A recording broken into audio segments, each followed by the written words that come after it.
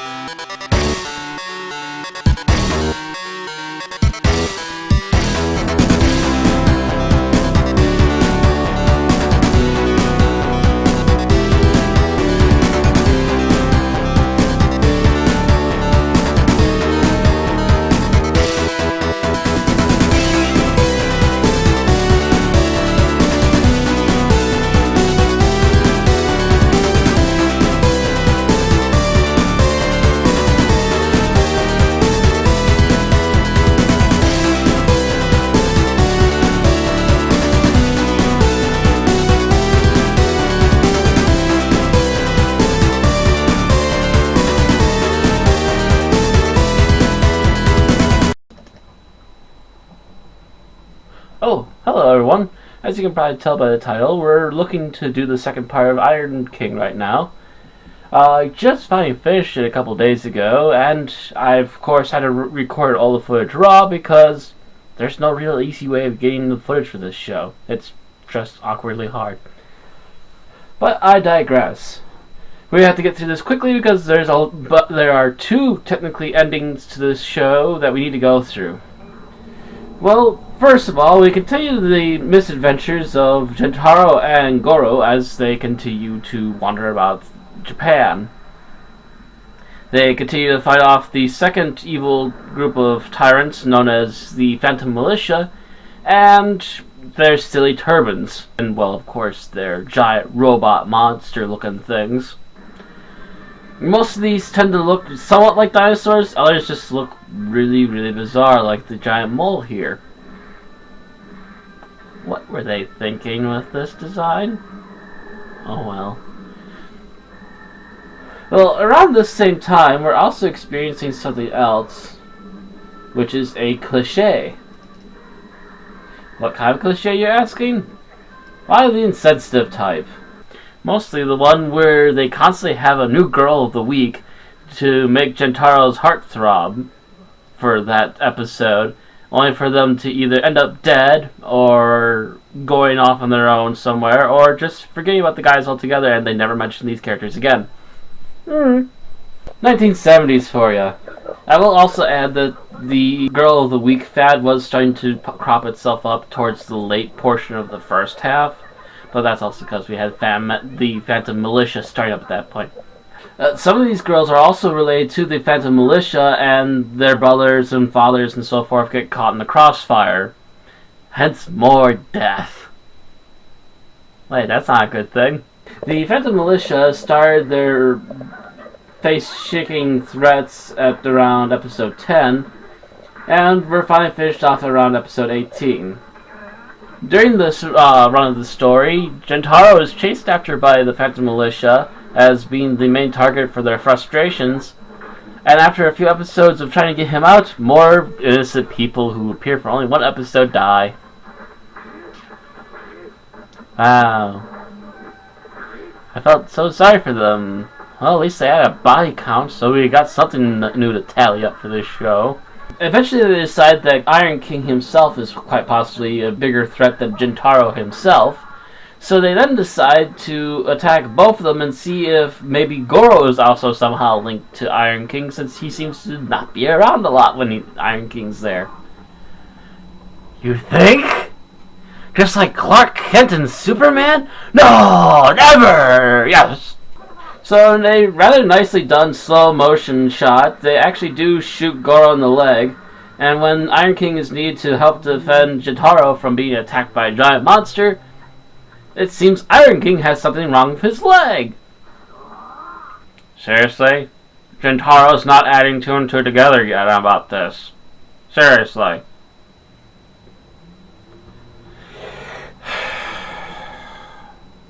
Getting to the point where you think he might not figure anything out. Well, the Phantom Militia finally figures out about Goro being Iron King when there's only about 2 members left of the main group, and nothing but a bunch of stupid soldiers left after them.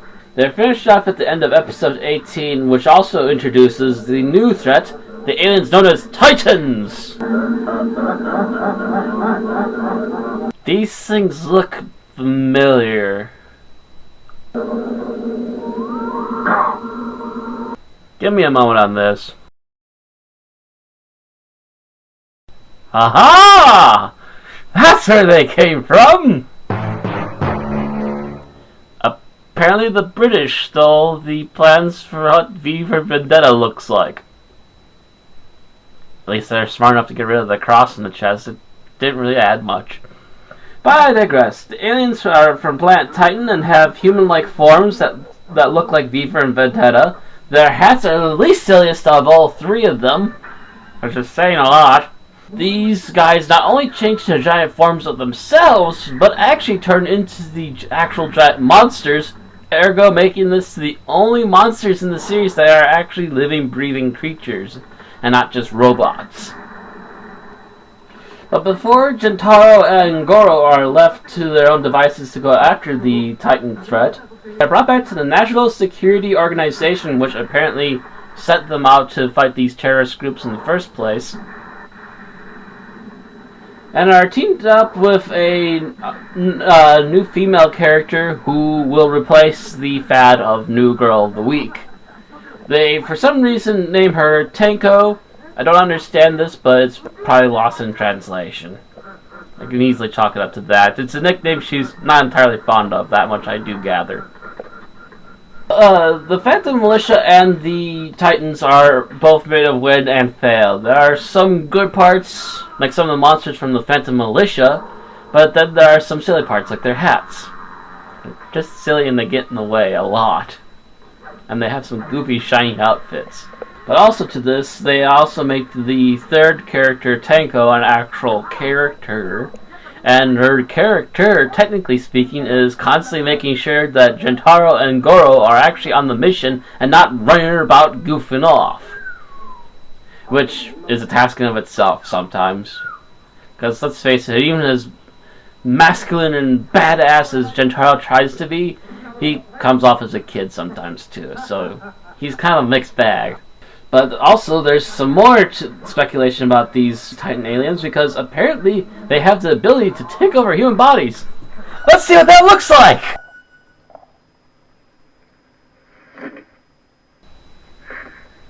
Ew. That doesn't look right. Japan, what were you thinking again?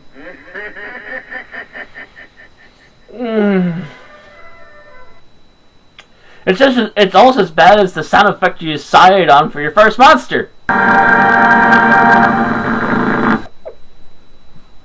Oh god. But I digress. The insect monsters are usually pretty decent, both in appearance and as well as execution, but a lot of it feels like it's borrowed because they seem to have the same forearm effect going on. So it's easy to see that a lot of the bug body parts were actually recycled and reused in slightly different ways, depending on how they wanted to change things up. But finally, we get to the very end of the series. And what happens towards the end of the series? The second to last episode ends with Goro's mind being taken over. And not just that, the Titans take over Goro's mind, and he still knows how to transform into Iron King, even though the V for Vendetta group here doesn't understand how Iron King came to be on their side. They're just happy to see him in a big black and red cape blowing up buildings. It ends with an ending that would give little children in Japan nightmares for the next week until the next episode finally came out. And the last episode, I might add. The last episode starts off right where we left off. Iron King causing chaos and destruction while the V group stands back and watches the fun. Of course, Gentaro, knowing about Iron King more than most other people, he points out the fact that Iron King's water will run out soon, and they can find him and try and capture him.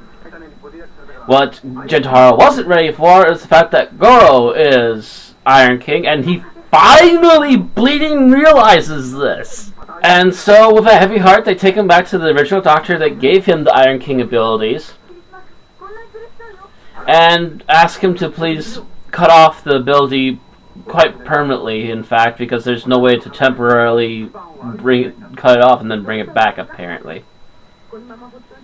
And so, as they're charging this thing up, the V for Vendetta group does something which causes a power surge, and quite possibly kills Goro.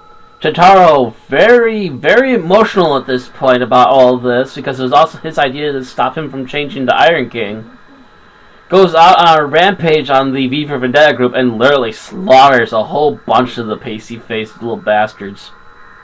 And it gets to the point where he needs to be rescued and there's no Iron King. Or is there? It did not actually kill Goro, nor did it stop his ability to transform into Iron King, but actually got rid of the mind control by the V for Vendetta group.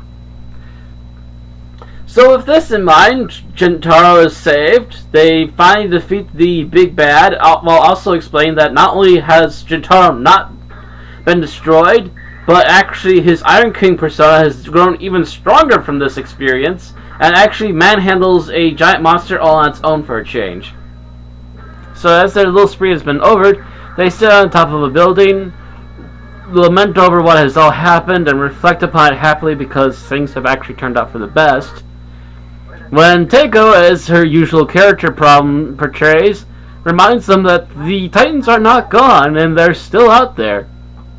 As a matter of fact, Goro and Gentaro both remind her, hey, we like to take it easy. Besides, aren't they just right over there? So there's a big final fight. Gentaro gets inside the ship. Goro transforms into Iron King and saves Gentaro while also blowing up the enemy ship after he jumps back out, having defeated all of the evil Titan aliens. They are finally now allowed to rest and get a nice little finale that includes clips as far back as the original quarter of the series. All in all, this show is campy. Campy with a capital C. It's not bad, it's not horrible, it's just really campy. If you can't stand the campy 70s giant TV show monster thing, you're not going to really like it too much. But if you can enjoy the campiness of, like, say, original Doctor Who, you can get by and you'll love this show. As far as I'm concerned, this has been a great buy, and will be a show I'll remember quite fondly in the years to come, and possibly one to share with the kids. I might also add that with this, I also got another box set, Red Baron the Super Robot. Also created by TBS, that's the Tokyo Broadcasting Station. This is also yet another giant monster show that they were ushering in a lot of at the time. This will be a joy, but after reviewing one long TV show series, I think I've had enough for right now. So, until then, I've got a few other projects to work on. I will keep this on the back burners. If enough interest is shown from Iron King, I'll come back to do Red Baron. Until then, have a good time, and enjoy Iron King.